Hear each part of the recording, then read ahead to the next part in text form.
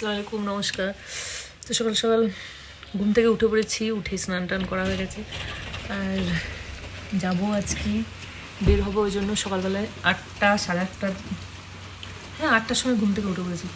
উঠে তো স্নান করেছি, আর ইলেকট্রিসিটি ছিল না, ঠান্ডা জলে স্নান করতে হয়েছে। বাবা কি ঠান্ডা! দিককার পরিস্থিতিটা তোমাদের দেখাচ্ছি, তোমরা দেখো কী হারে বৃষ্টি হচ্ছে। এবার একবার যেতে হবে এটিএমে টাকা তুলতে। ও মা কি ঠান্ডা গো! তো এরপর আমরা একটু বের হব, এটিএম থেকে টাকা তুলবো। তো টাকাটা তো আমাদেরকে হোটেলে পেমেন্ট করতে হবে, তাই আমরা একটু ম্যালটা দিক ওদিক ঘুরে নিই। আজকে তো আমরা চলে যাব, মন খারাপ হয়ে যাচ্ছে, সব এখন বন্ধ। তাও তো পরিষ্কার আছে, বল ওয়েদারটা দেখা যাচ্ছে। এই তো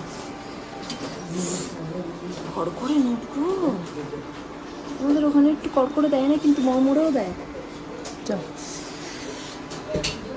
দার্জিলিং এর এটিএম হয়ে গেছে তোলা, চলো। ও বাবা কি ঠান্ডা গো! তুই কোথা থেকে এসছিস? আসবি না গায়ের কাছে। এদিকে মহাকাল মার্কেটটা।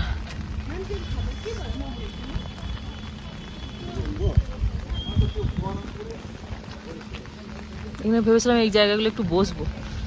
বাবা কুর্তি পরে যাচ্ছে মানে নিশ্চয়ই মহাকাল মন্দিরে যাচ্ছে, পুজো টুজো দিতে হয়তো। হ্যাঁ তা হতে পারে।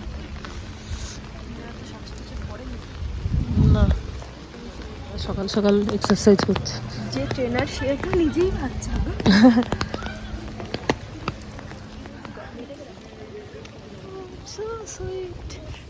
ছবি তুললে ভালো। চা নিয়ে, চা কেনা হলো না আমাদের, বল। চা এখানে কিন্তু সেই রাস্তায় যেগুলো এগুলোতে আর দোকান বসছে না, কারণ সে বড় দোকান মানে 5,000-6,000। না কেউ নেবে না, সেই আঙ্কেলটা পুলিশটা, ওর সাথে আমাদের পরিচয় আছে, এখানেই রয়েছে পোস্টিং।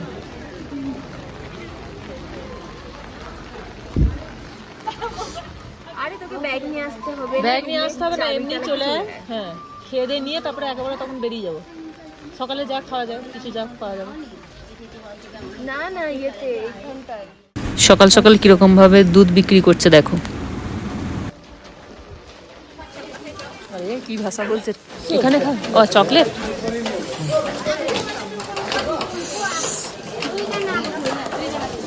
দেখে একটু নে, নিয়ে নে। সাগরের জন্য কোনটা নেবো, ছোটটা না বড়টা? এটাই নিয়ে নে, বড়টা? হ্যাঁ ও ছোট বড় যা পাবি দেখা, দেখ কোনটা নেই। বড়টা না, ওই যে অনেকগুলো যেগুলো আছে একসাথে, ওই যে ওইটা তো আছে না অনেকগুলো, এতে এইটি নিয়ে নেবো। ও তাহলে তো আমাদের ওদিকেও আছে ওরকমই 100 রুপাই রে, তো হলো।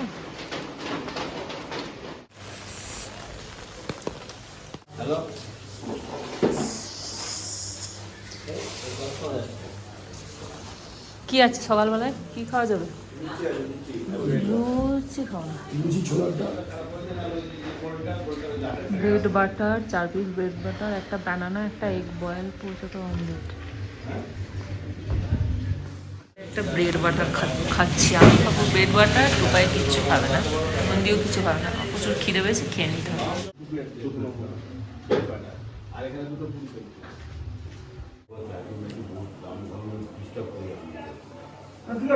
খাওয়া দাওয়া করে এখন আবার রুমে এলাম।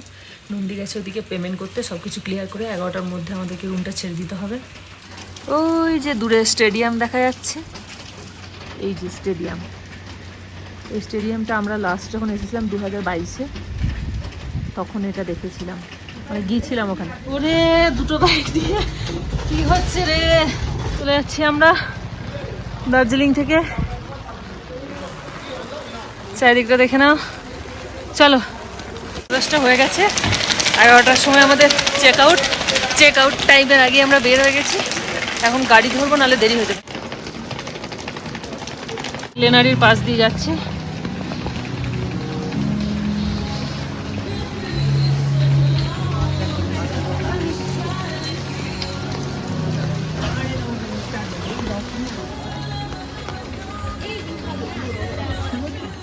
আর এই সেই বিখ্যাত কেভেন্টার্স, গ্লেনারিজের মতো কেভেন্টার্সে অনেকে সকালে ব্রেকফাস্ট করতে যায়।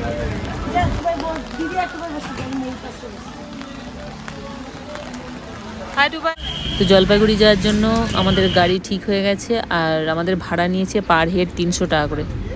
তো আমাদের দেখো গাড়ি এখন ছেড়ে দিয়েছে, তো এরপর আমরা যাব জলপাইগুড়িতে, ওখান থেকে আবার ট্রেন ধরবো। কি হারে বৃষ্টি হচ্ছে তোমরা শুধু একবার দেখো, মানে বৃষ্টি থামছেই না।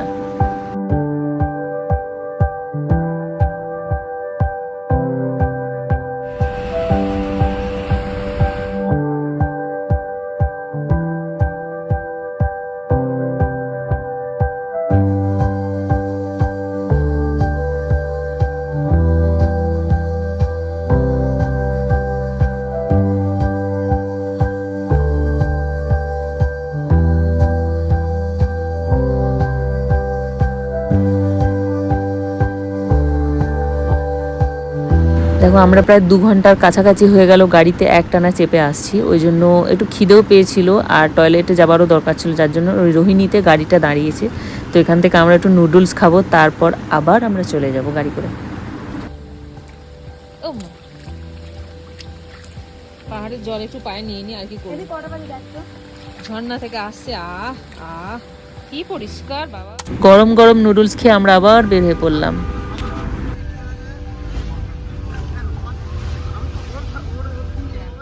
আমরা এখন প্রায় সমতলে এসে গেছি, আর ওই যে দেখো দূরে, বর্ষাকাল তো নদী পুরো জলে ভর্তি হয়ে গেছে। আর এই যে দেখতে পাচ্ছ, এটা হচ্ছে নর্থ বেঙ্গল মেডিকেল কলেজ। এখানে একজন প্যাসেঞ্জার ছিল আর কি, তারা নামবে, তার জন্য গাড়িটা দাঁড় করেছিল। আর মেঘটাকে দেখছো কি সুন্দর লাগছে। আর আমরা এখন চলে এসেছি এনজেপি স্টেশনের সামনে, আর স্টেশনের কাছে যেখানে গাড়ি রাখা স্ট্যান্ড করেছে তোমরা দেখতে পাচ্ছ জল কীরকম জমেছে। আর মেঘটাকে জাস্ট তোমরা দেখো, আর ওই যে দূরে পাহাড় দেখা যাচ্ছে। আমরা একটু রেস্ট নিয়ে এবার চললাম ট্রেন ধরতে, আর আমাদের ছিল দার্জিলিং মেল। আর এখন বাজে ভোর 3:25, আর এখন আমি বর্ধমান স্টেশনে নেমে পড়েছি। তো এখান থেকে আমি বাড়ি যাব।